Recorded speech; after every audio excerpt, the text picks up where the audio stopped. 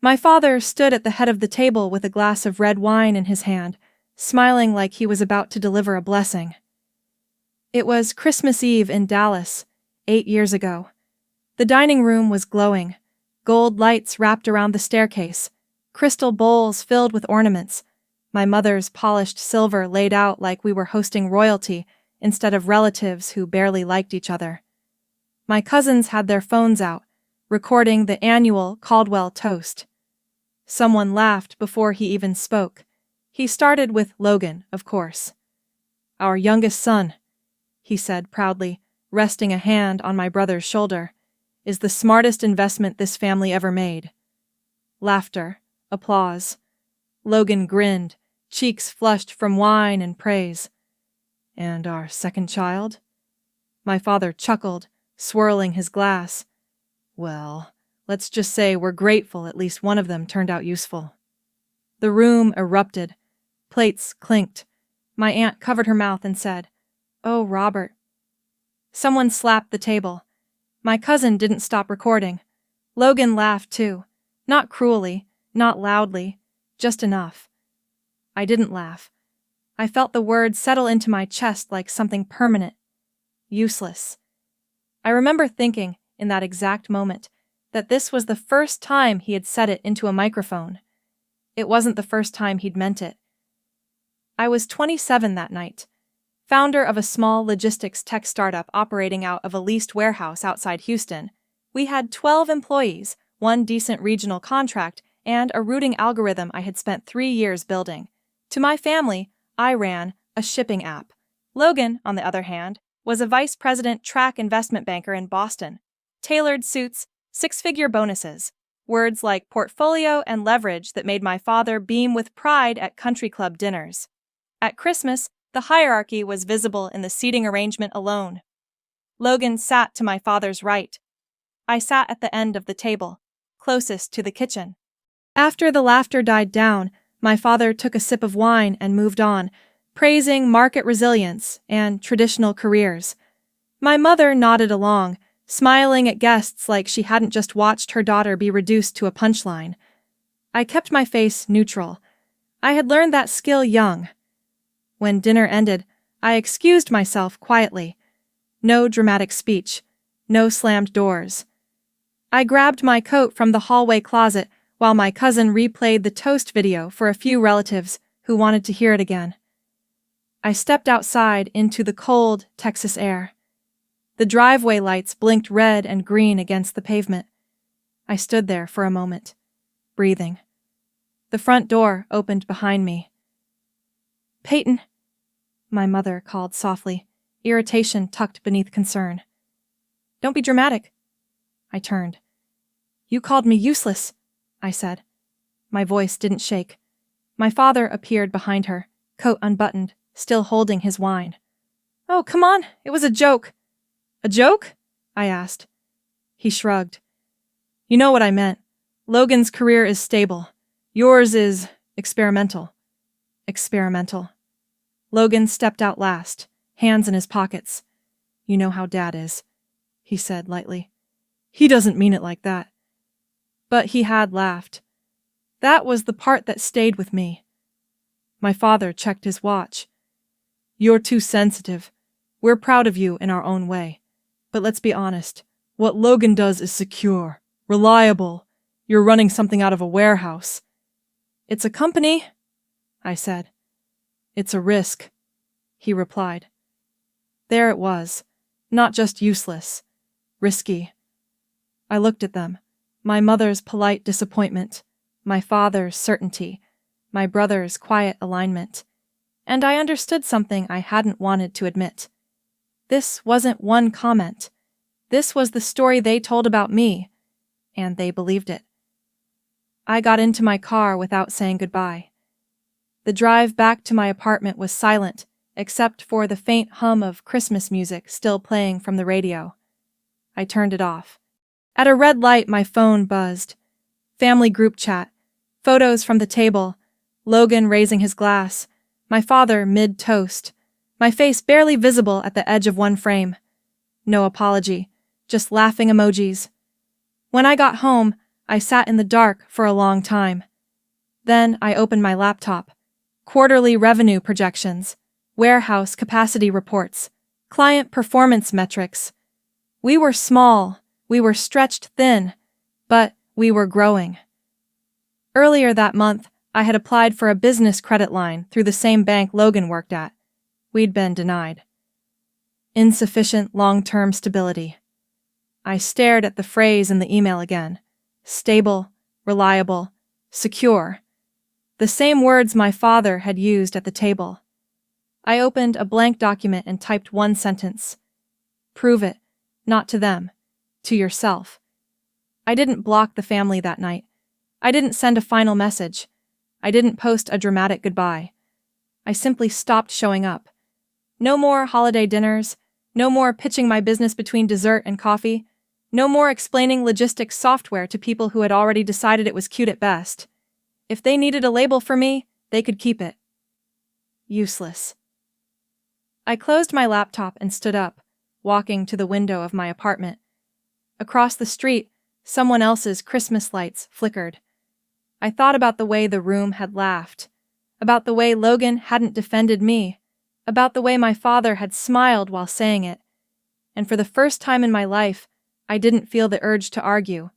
I felt focused. That Christmas, I didn't scream. I didn't cry. I didn't beg for acknowledgement. I built. What my father didn't understand that night was this: when you call someone useless, you better pray they don't decide to prove you wrong. January came without an apology. No call. No text that said we went too far. The family group chat kept moving like nothing had happened. Photos from New Year's Eve at the country club, my father captioning one with, "Proud of our rising star," tagged under Logan's name. No one tagged me. I muted the thread instead of leaving it. I wanted the record. I wanted to remember exactly how easily they erased me. At work, none of that mattered. The warehouse in Houston smelled like cardboard and machine oil. Forklifts hummed. My engineers argued about routing logic near a folding table that doubled as a conference desk. Caldwell Dynamics wasn't called that yet. It was still just a scrappy logistics platform with 12 employees and a software backbone we'd coded ourselves. We optimized regional deliveries for mid-sized retailers that bigger firms ignored. We were small, but we were not useless.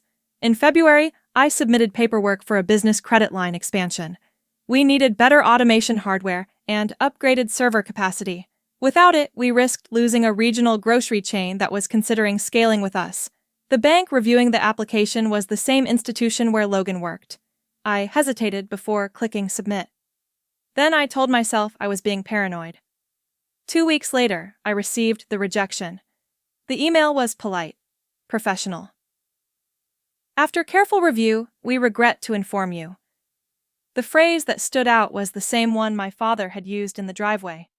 Insufficient long-term stability. I stared at the screen for a long time. 2 days after that, a former college acquaintance who worked in risk analysis at the bank texted me. "You didn't hear this from me," she wrote. She forwarded a redacted internal note attached to my company's application file. High volatility. Founder lacks traditional executive maturity. Speculative revenue model. The language felt familiar, not identical, but close enough to echo something I'd heard before. Unstable, risky, experimental. I closed the document without replying. I didn't call Logan. I didn't confront my father. I didn't ask for clarification. Instead, I opened a spreadsheet and began recalculating everything without the credit line. If they were going to shut the door, I would find another one. That was when Margaret Halpern entered my life. She was 70, sharp-eyed, and unimpressed by most people in tech. She had spent 3 decades in freight operations before retiring and turning into a private investor. We were introduced through a regional founder network. She listened to my pitch without interrupting. When I finished, she leaned back in her chair and asked one question. "Are you building this to impress your father, or to replace him?" The room went quiet. "I'm building it because it works," I said. She studied me for a long moment. They laughed at you, didn't they? She asked. I didn't answer. She nodded anyway. Good, she said. Anger is cheap. Structure is expensive. Build structure. 2 weeks later, she agreed to fund our expansion with clear performance benchmarks and strict oversight. No favoritism, no emotional rescue, just capital in exchange for measurable growth. It was the cleanest deal I'd ever signed. With her funding, we upgraded our warehouse systems, expanded our analytics capacity, and hired 2 additional engineers. The grocery chain renewed their contract and increased shipment volume by 30% within 3 months. The growth was steady, not flashy. That suited me. Meanwhile, I heard through extended family that Logan had been promoted again. Vice President, Structured Finance. My father was apparently telling anyone who would listen that traditional careers still win in the end. At one dinner party, I was told later, he joked that I was probably still playing with internet packages. I didn't correct him. In April, one of our largest clients threatened to pull out after a series of weather-related delivery disruptions. A severe storm had paralyzed 2 major distribution routes, and we were on the hook for penalties if delays continued. I spent 3 nights sleeping on a cot in the warehouse office, manually rerouting shipments while our engineers patched predictive models to compensate for regional closures. At one point, a supplier called and said, "Are you sure your company can handle this scale?" "Yes," I replied, even though my hands were shaking from exhaustion. We rerouted inventory through secondary hubs, negotiated emergency transport contracts, and delivered within the revised deadline. The client extended our agreement for 2 years. Revenue tripled by the end of that quarter. On paper, it still didn't look glamorous. No headlines, no magazine features, just contracts, numbers, and long nights. But we were building something solid. That summer, I formally restructured the company under a new name, Caldwell Dynamics. I considered removing my last name from it. For a moment, I didn't want the association. Then I decided to keep it. If that name was going to mean something in business, it would not belong to one son alone. I updated our legal structure, adjusted equity distribution, and moved our headquarters registration out of Texas into a more favorable corporate jurisdiction. I changed my emergency contact at the office from my mother to Margaret. Small steps, permanent ones. Late one night, I stood alone in the warehouse after everyone had left. The concrete floors reflected the overhead lights. Machines hummed steadily in the background. 8 months earlier, I had been called useless in a room full of relatives. Now I was overseeing 12 employees, 3 major contracts, and a software system that outperformed competitors twice our size. I wasn't proving anything to my father anymore. I was proving it to the market. Markets don't laugh. Markets measure. And every quarter, the numbers were starting to speak louder than any toast ever could. By the time my brother was being celebrated as the safest bet in every room he entered, I was building something that would make safety irrelevant. By the second year, I stopped checking whether my family had posted about me. The warehouse had grown too loud for that kind of distraction. Forklifts moved in clean lines now. We had implemented automated scanning systems, predictive routing, and a client dashboard that didn't just track shipments, it forecasted demand patterns weeks ahead. Caldwell Dynamics was no longer an experiment. It was a machine. I traveled constantly that year. Houston to Atlanta, Atlanta to Chicago. Red-eye flights with spreadsheets open on my laptop while other passengers slept. I learned how to read financial statements in airport terminals and negotiate vendor contracts over bad coffee. We were still small compared to the national giants, but we were efficient, lean, precise. In our 3rd year, a logistics conglomerate out of Atlanta approached us. They wanted to acquire our platform. The offer was generous, enough to make me personally comfortable for the rest of my life. Margaret reviewed the terms with me over a long lunch in her downtown office. "They're not buying you," she said, tapping the contract. "They're buying your code." The agreement included a mandatory transition clause. I would remain CEO for 18 months, then step into a strategic advisory role under their executive leadership. A polite demotion disguised as growth. During the negotiation meeting, their CFO leaned back in his chair and asked, "Who actually designed your routing algorithm? You had help, I assume?" I smiled. "I did," I said. He looked surprised. The tone wasn't hostile. It was dismissive. I recognized it instantly. Different building, different table. Same assumption. I declined the offer 2 days later. Margaret didn't celebrate. She simply nodded. "Good," she said. "Now scale." Then the pandemic hit. Supply chains collapsed almost overnight. Ports slowed. Trucking routes froze. Retailers panicked. Companies much larger than ours were scrambling to reroute inventory, while stock prices dipped and analysts used words like unprecedented. Chaos has a pattern if you study it long enough. While others hesitated, we moved. We expanded into regional micro-warehousing, leasing smaller distribution hubs near major cities to cut dependency on long-haul routes. Our engineers accelerated predictive modeling updates. We built contingency scenarios into our dashboards so clients could see risk exposure in real time. One of our largest contracts threatened to cancel within 30 days if we couldn't reduce delivery delays. I spent nights reviewing shipment heat maps, calling union reps, negotiating emergency lane access with carriers that had previously ignored us. "Can you handle this scale?" a procurement director asked me over Zoom. "Yes," I said. And we did. Within 6 months, we were not just surviving the crisis. We were outperforming firms with triple our capital. Revenue climbed steadily. Meanwhile, I heard that Logan had been promoted again. Vice President, Structured Finance. My father apparently told neighbors that Logan managed volatility better than anyone in his division.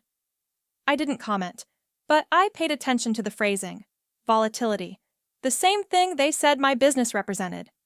In our 6th year, we acquired a struggling software analytics firm in Chicago. Their product was solid but underfunded. Ironically, they had once applied for financing through the same bank where Logan worked. Rejected. Too speculative. I signed the acquisition papers without hesitation. That deal transformed us. We were no longer just optimizing routes. We were forecasting risk exposure across supply networks. Retailers could now anticipate bottlenecks before they occurred. For the first time, industry publications started noticing. We didn't seek headlines. They found us. Caldwell Dynamics officially crossed into 8-figure annual revenue that year. 8 figures. I didn't post about it. I didn't send my parents a press release. I didn't need to. We opened a Boston office the following spring. That decision wasn't sentimental. It was strategic. Boston was a financial hub. Proximity to capital markets mattered. Still, I was aware of the irony. My brother worked in Boston too. While my father was still telling people I ran a little shipping business, I was signing commercial leases overlooking the same skyline Logan walked past every morning. I no longer rehearsed arguments in my head. I no longer imagined confrontations. Something inside me had shifted. Their opinion had stopped being relevant. One afternoon, during a board strategy session, our COO raised an important point. "If we're planning to expand into public capital markets in the next few years," she said, "we need a seasoned chief financial officer, someone with institutional experience." She wasn't wrong. We had grown fast. Too fast for comfort without deeper financial oversight. "Open the search," I said. Quietly, discreetly. I didn't announce it publicly. I didn't broadcast that we were looking for a senior finance executive. I let the recruiters do their work. Candidates began submitting applications within weeks. I skimmed the first batch without much emotion. Strong resumes, MBAs, private equity backgrounds, regional finance directors, competent, replaceable. That night, after the board meeting, I stood alone in my Boston office, looking out at the city lights reflecting off the Charles River. 8 years earlier, I had left a Christmas table where my worth had been measured in comparison to someone else. Now I was deciding who would help steer a company valued in the tens of millions. I didn't feel triumphant. I felt steady. By the time my father was still explaining to relatives that Logan's career was the safe one, the stable one, I had built something that didn't rely on safety at all. And somewhere in Boston, in a glass office building not far from mine, my brother was managing financial products built on risk he didn't fully control. I didn't know yet how fragile that structure was. But I would soon. Because while my company was preparing for its biggest expansion yet, my brother's empire was beginning to crack. The headline caught my eye before my coffee did. I was in my Boston office early that Monday, scanning financial news the way I always did before a board week. The title was clinical, almost bland. Major investment bank announces leadership restructuring following internal audit findings. I clicked. The article outlined what most of us in the industry had already suspected: high-risk corporate lending packaged into complex financial instruments, misaligned reporting structures, regulatory scrutiny building quietly for months. Then, I saw the division named. Structured Products. Logan's division. I read more slowly after that. The article referenced mid-level executive approvals and risk sign-offs during volatile quarters. It avoided names, but it didn't need to. I knew how those chains of authorization worked. Nothing moved without layers of signatures. My phone buzzed 10 minutes later. An industry contact from Chicago forwarded a private memo circulating among analysts. Confidential, leadership adjustments expected. There it was, a short list of executives whose names had appeared repeatedly in internal audit trails. Logan Caldwell. I stared at the screen, not feeling satisfaction, not even shock, just recognition. Stable had always been a story, not a guarantee. By noon, the financial news cycle had picked it up more aggressively. Words like regulatory pressure and reputational damage began surfacing. In the early afternoon, my phone rang. My mother. I hadn't heard her voice live in years. I let it ring once more than necessary before answering. "Peyton?" she said too carefully. "Have you seen the news?" "Yes." "It's being exaggerated," she said quickly. "Logan's team handled thousands of transactions. This is political. It's restructuring. These things happen." I said nothing. "He's not at fault," she added. "I didn't say he was." There was a pause. "We just don't want you believing what you read." The irony almost made me smile. They had believed every word spoken about my unstable business without asking once for context. But now context mattered. "I'm busy, Mom," I said evenly. "I have meetings." She hesitated. "Call your brother, okay? He's under a lot of stress." I didn't promise anything. An hour later, my father called. His tone was firmer, more controlled. "Temporary setback," he said. "The firm is cleaning house. Logan's exploring new leadership opportunities." Leadership opportunities. That was one way to describe it. "Is he still employed?" I asked. "Transitioning," my father replied. "You know how these institutions work." Optics. Optics. Reputation. The same words they once used to explain why my startup didn't measure up. By the end of the week, the official announcement came. The bank confirmed layoffs affecting upper management within the structured finance division. Several executives were listed under executive transitions. Logan's name was among them. The family group chat, which I still kept archived but muted, lit up. Aunt Melissa.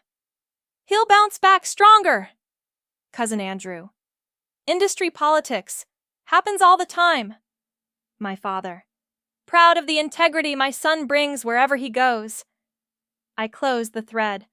For the first time in years, I didn't feel dismissed. I felt detached. 3 days later, I was back in Chicago reviewing executive search materials for our senior chief financial officer role. We were preparing for our next capital expansion.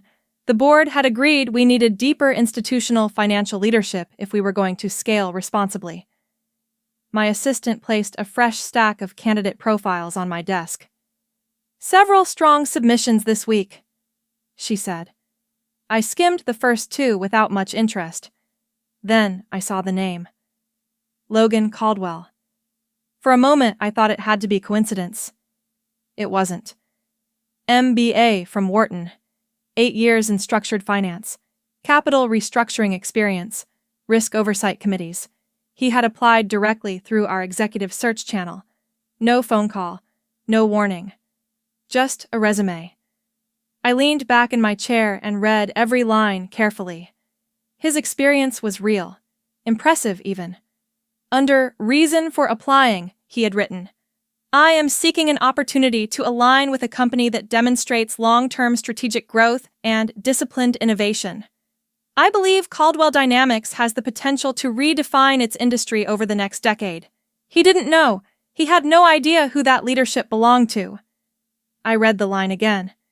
Disciplined innovation. The same innovation my father once described as unstable. That evening, my father called again. Your brother is considering a move into corporate finance, he said casually. We heard you work for some logistics company up there. Maybe you could put his resume in front of someone? I kept my voice steady. It's already in front of the right people. He laughed lightly. That's good. This would mean a lot to the family. The family? The word sounded different now. They still assumed I was mid-level staff, still believed I needed proximity to authority rather than owning it. They had never once looked into what I'd built, not even out of curiosity. After I hung up, I opened Logan's application again. I could reject it quietly, delegate it to HR, pretend it never crossed my desk. Instead, I forwarded it to my COO and legal counsel. Schedule him for final round interview in Chicago, in person. I added one instruction. Do not disclose executive titles in pre-interview materials. List as senior leadership panel. I wasn't setting a trap. I was setting a mirror. 8 years ago, my father raised a glass and called me useless.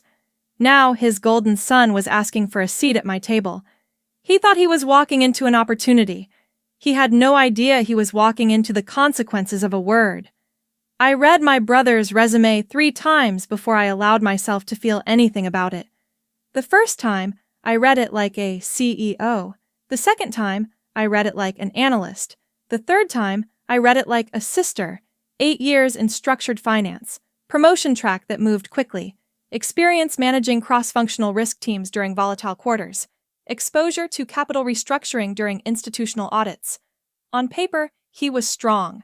Under leadership philosophy, he had written, resilient institutions are built by anticipating instability and responding with disciplined oversight. I almost laughed. Disciplined oversight. The same man who once told me my company was a gamble was now describing himself as a guardian against risk. I closed the document and leaned back in my chair. There were 3 options. Reject him quietly, delegate him to HR, and avoid the personal collision, or face him directly. Revenge would have been easy. Professionalism would be harder. I chose harder.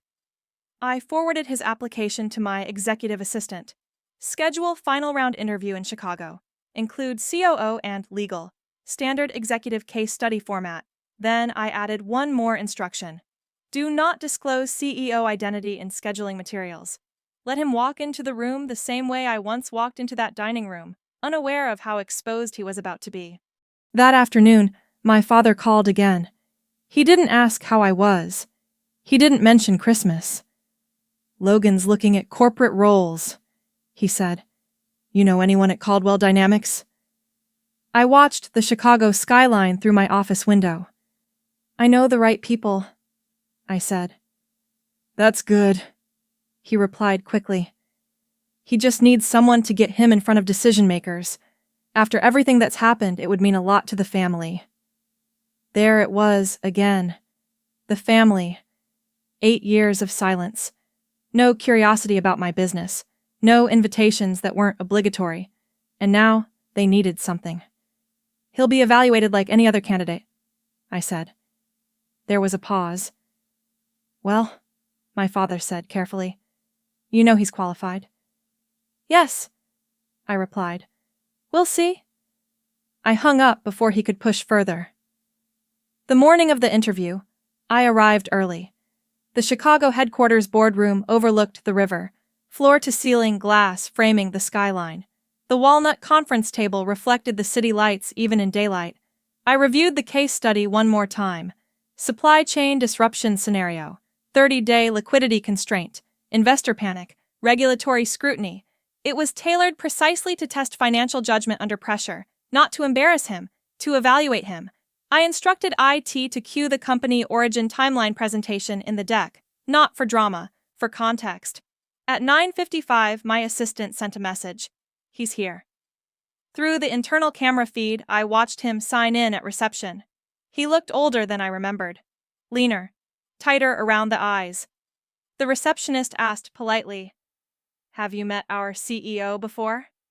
He shook his head lightly. "No, but I'm sure we'll get along." I didn't smile. At 10 sharp, the boardroom doors opened. My COO and legal counsel were already seated when he entered. He stepped inside confidently, portfolio in hand. Then he saw me. The pause lasted less than a second, but it was enough. "Peyton," he said, surprise breaking through his composure.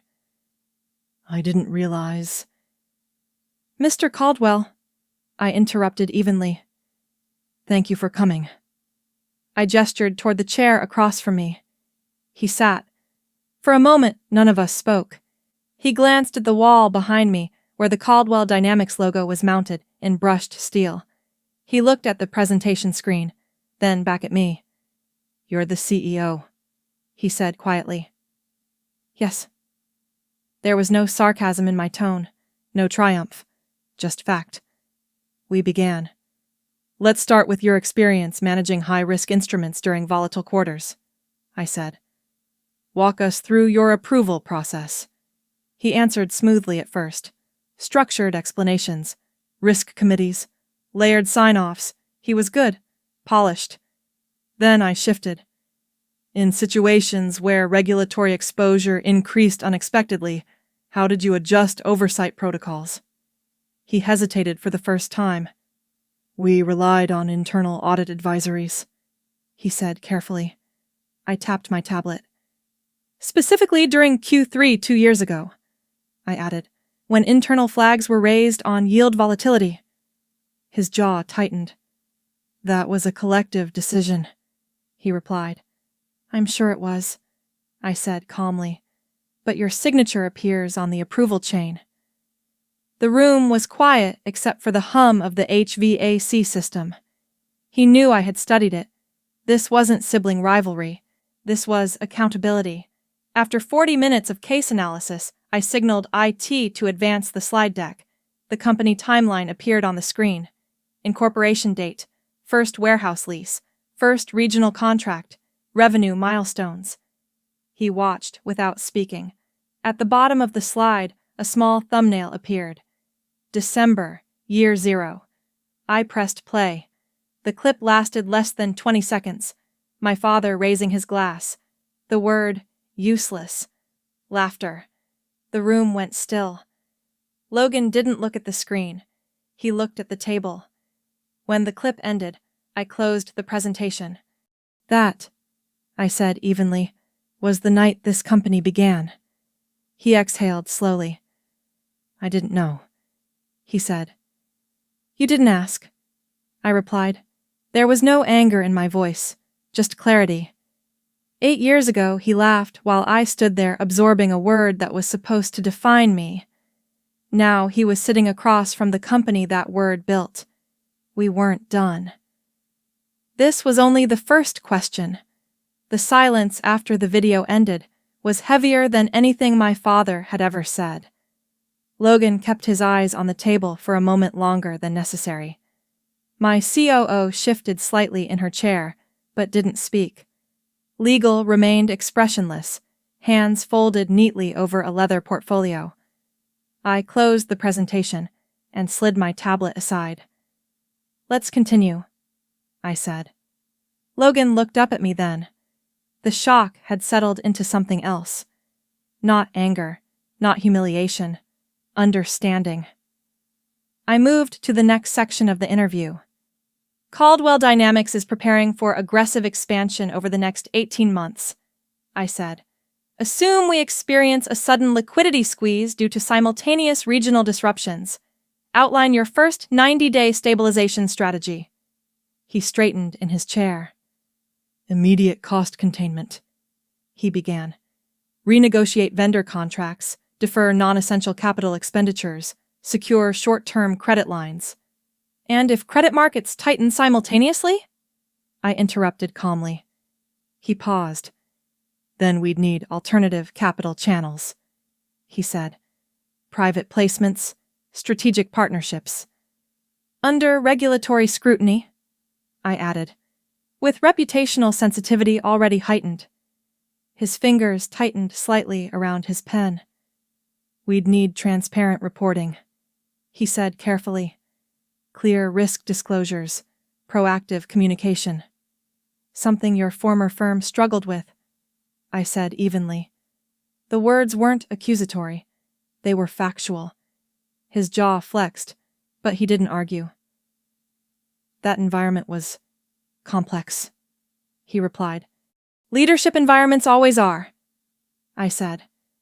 The room didn't feel hostile. It felt precise. This wasn't about revenge. It was about competence. I let him walk through the full case scenario. He recovered well after the initial hesitation, outlining structured oversight frameworks and layered audit systems. He was capable, but capability and alignment were different things. When the formal case study concluded, I leaned back slightly. There's one more component, I said. I pressed a button on the console.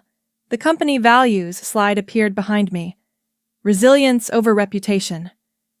I let the words hang in the air. Your division at the bank prioritized yield during volatile quarters, I continued. How would you ensure that doesn't repeat itself here?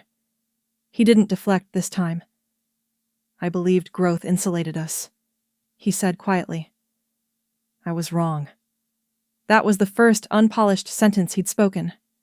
My COO glanced at me, then back at him. What changed? She asked. Consequences, Logan replied. I studied his face carefully. For the first time, he wasn't speaking as the golden child. He was speaking as someone who had fallen. Before I could respond, there was a knock at the boardroom door. My assistant stepped inside. Your guests have arrived, she said softly. Logan's eyes flickered with confusion. I nodded. Send them in. The door opened again. My parents walked into the room. My mother's expression shifted from polite curiosity to visible confusion the second she saw the setup. My father's eyes moved from Logan to me to the company logo on the wall. What is this? He asked. This is an executive interview, I replied calmly. They hesitated near the doorway. You said this was a leadership presentation, my mother said, her voice tight. It is, I answered. Logan remained seated. For the first time in my life, my parents were entering a room where I was already in control. My father attempted a smile. Surely this doesn't have to be so formal, he said lightly. We're family. I didn't raise my voice. This is not a family conversation, I said. This is a corporate evaluation. The distinction landed. He stepped back slightly. I turned my attention back to Logan. One final question, I said.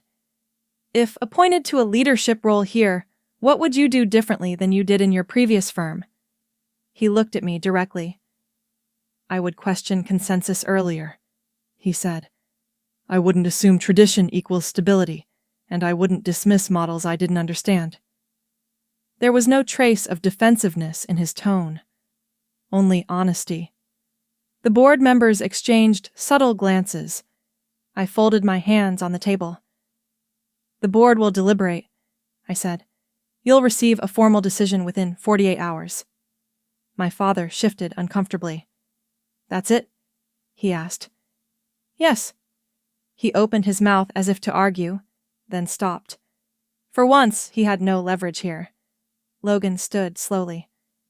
Thank you for the opportunity, he said. Opportunity, not favor, not obligation. Opportunity. He left the room first. My parents remained seated. The silence between us was no longer suffocating. It was balanced. You've done well. my father said after a moment. It wasn't an apology. It wasn't praise. It was an adjustment. I've built well, I corrected gently. My mother's eyes moved to the timeline still faintly visible on the screen. Why didn't you tell us? She asked. You never asked, I said. No bitterness, just truth. They didn't argue. They didn't defend themselves. They simply sat there, absorbing the scale of something they had once laughed at. When they finally left, the room felt larger, quieter. 8 years ago, they laughed while I stood alone in a dining room. Now they sat in silence while I decided whether their son belonged inside the company built from their dismissal. And for the first time in my life, I understood something clearly. I didn't need them to lose. I just needed to win. The board meeting the next morning felt quieter than usual. No tension, no drama, just numbers, risk projections, and a single name on the agenda. Logan Caldwell. I sat at the head of the table, not because of symbolism, but because that was where the CEO sat. My COO presented her evaluation first. Technical competence strong, institutional knowledge valuable, but cultural alignment uncertain. Legal followed with their assessment. There is residual reputational exposure tied to his previous division, counsel said evenly. Nothing disqualifying, but not negligible. Our independent board member, a former freight executive with no emotional stake in any of this, spoke last. He's capable, she said. But capability isn't scarcity. We need alignment more than pedigree. No one looked at me differently because he was my brother. That was the point. I folded my hands and spoke. Separate the resume from the surname, I said. Would we appoint him Senior Chief Financial Officer today if he were any other candidate? Silence. Then, one by one, heads shook. The vote was unanimous. Logan would not be offered the CFO role, but that wasn't the end of the discussion. He could fit into a senior financial analyst position, my COO added. 12-month performance review. Clear metrics. No executive authority until proven. It was fair. It was professional. It was earned. I approved the motion without hesitation. No favoritism, no punishment, just structure. That afternoon, Logan returned to the Chicago office alone.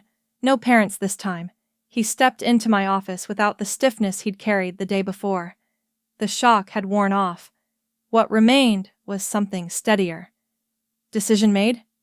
He asked. Yes. I didn't make him wait. You will not be appointed CFO. He exhaled once, slowly. I figured, he said. But, I continued, the board is prepared to offer you a senior financial analyst role. 12 months, performance-based evaluation. If you meet benchmarks, executive track opens. He leaned back slightly in the chair. Under you, he said. Yes. There was no edge in my tone. He looked around the office, the glass walls, the skyline, the quiet confidence of a company that didn't need to prove itself. 8 years ago, he said quietly. I thought you were playing entrepreneur. I didn't realize you were building something like this. I wasn't building it for you to notice, I replied. He nodded. I know. For a moment, neither of us spoke. I shouldn't have laughed, he said finally. The words weren't dramatic. They weren't desperate. They were simple. I know, I said. That night, he continued, it was easier to go along with them. I didn't think about what it cost you. You didn't have to, I said. You weren't the one paying. He absorbed that without argument. I'll take the analyst role, he said, if it's real. It's real, I replied, but it's not charity. I wouldn't want it to be. And for the first time in years, I believed him. After he left, my parents arrived unannounced. My assistant informed me they were in reception. I considered declining. Instead, I let them in. My father didn't sit right away. He paced once behind the chair across from my desk, assessing the room like he used to assess quarterly reports. "You're really not giving him the executive position," he said. "No," I replied. "He deserves it. He deserves evaluation." My mother's hands were folded tightly in her lap. "Why does this have to be so rigid?" she asked. "He's your brother." "This company is not a family favor," I said calmly. "It's an institution." My father stopped pacing. "We invested our lives into this family," he said. "You act like we did nothing for you." I met his eyes without flinching. "You invested into Logan," I said. "You evaluated me." He didn't argue. For the first time, he didn't correct me. "If he's as capable as you've always believed," I continued, "he will rise." The words weren't cruel. They were neutral. My mother's voice softened. "Why didn't you tell us?" she asked again. "Why didn't you tell us what you were building?" "You never asked," I said. The room went quiet, not angry, just still.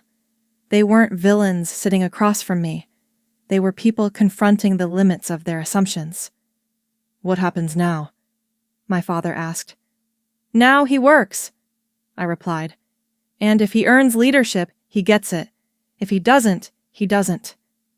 "And us?" my mother asked. "There is no us in corporate governance," I said. It wasn't meant to wound. It was simply the boundary. They left without shouting, without threats, without apologies. When the door closed behind them, I stood alone in the office for a long moment. I had imagined this moment differently when I was 27. I thought it would feel like triumph, like vindication. Instead, it felt like clarity. Revenge would have been humiliating him. Power was giving him the same standard everyone else faced. 8 years ago, I walked away from a dining room where my worth was debated. Today, I sat in a boardroom where my authority wasn't. I didn't need them to admit they were wrong. I didn't need them to say the word sorry. My work spoke in revenue reports, contracts, employee payroll, and strategic acquisitions. For the first time in my life, my value wasn't something they could define or deny. It was already built, and the only question left wasn't whether I would forgive them. It was whether I even needed to. Logan's first day at Caldwell Dynamics was deliberately ordinary. No executive welcome, no announcement email, no corner office. He was assigned a glass-walled workspace on the finance floor in Chicago, 2 rows behind a 28-year-old analyst who had joined us straight out of graduate school. His badge said Senior Financial Analyst. Nothing more. I watched from a distance that first week, not as a sister, but as a CEO. He arrived early. He stayed late. He asked questions he should have asked years ago about vendor exposure ratios, about liquidity buffers during peak volatility, about why our board required dual-layer sign-offs for capital shifts over a certain threshold. "Because we don't assume stability," our controller told him evenly. "We engineer it." He didn't argue. By the 3rd week, I received the first performance summary from his department head. Technically strong, detail-oriented, occasionally overconfident in legacy frameworks, willing to adjust when challenged. I read the report twice. He was learning. That mattered. My parents called less frequently after that. When they did, it wasn't to negotiate or demand. It was to ask, carefully, how he was doing. "He's working," I would say. Not thriving, not struggling. Working. In November, Caldwell Dynamics closed its largest contract in company history, a multi-state logistics overhaul for a retail chain that had once declined to even meet with me when we were small. The deal was 8 figures annually. The board approved the final terms unanimously. After the vote, my COO turned to me and smiled. "From unstable startup to industry benchmark in 8 years," she said. I didn't correct her. That night, I drove home alone through downtown Chicago, city lights reflecting across the windshield. 8 years earlier, I had walked out of a Christmas dinner without saying a word. I had thought silence meant weakness. Now, I understood it had been discipline. At Thanksgiving, my parents sent an invitation. No grand speech, no dramatic reconciliation. Just a message. If you'd like to join us, you're welcome. I stared at it for a long time. Then I declined. Not out of anger, out of clarity. My peace no longer required their table. In December, Logan requested a performance review meeting with me directly. We sat across from each other in my office. "I've been thinking," he said, "about the word Dad used that night. Useless. He didn't say it. He didn't have to. I used to believe titles defined worth," he continued. "Now I see they don't." I studied him carefully. "And now?" I asked.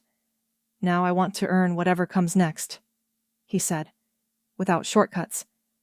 That was the first time he sounded like someone who understood the cost of easy praise. "You're on track," I said. "Keep working."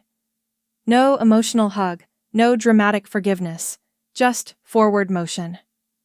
By the end of the year, Caldwell Dynamics opened its second expansion hub in Chicago. Revenue projections for the next quarter exceeded internal forecasts. The company no longer felt like a response to a wound. It felt like a future. One evening, after everyone had left the office, I stood alone in the boardroom. The skyline stretched beyond the glass. The company logo glowed softly against the wall. I thought about that Christmas night again. The wine glass raised, the laughter, the word that was supposed to shrink me. For years, I believed revenge meant making them regret it publicly. But revenge isn't noise. It's architecture. It's building something so solid that dismissal becomes irrelevant. My parents eventually began speaking about my company differently at gatherings. I heard it secondhand. "She runs a major firm now." No mention of useless, no jokes, just fact. I didn't need the correction. I needed the independence. Logan completed his first-year review 12 months later. He met every benchmark. The board approved his promotion to Director of Financial Strategy. Not because he was my brother, because he earned it. When I signed the promotion paperwork, I felt something settle inside me. Not victory, completion. I had walked back into the same story they once wrote for me and rewritten it without asking permission. My life now isn't about proving them wrong. It's about proving myself steady, about choosing boundaries without bitterness, about understanding that healing doesn't always look like reconciliation. Sometimes it looks like growth. If you've ever been the second child, the forgotten one, the one labeled unstable, unrealistic, too ambitious, too different, ask yourself something. What if the label wasn't your limit? What if it was your launch point? I didn't need my parents to apologize for me to succeed. I needed discipline. I needed patience. I needed to stop arguing and start building. If this story felt familiar, if you've ever had your worth measured at a dinner table instead of in your own results, I want to hear it. What was your moment? When did you decide to stop waiting for approval? Drop it in the comments. And if you believe success is the quietest form of revenge, stay with me. There are more stories about breaking cycles, setting boundaries, and building power without permission, because sometimes the only thing louder than laughter is legacy. My name is Peyton Caldwell. I was never useless, and neither are you.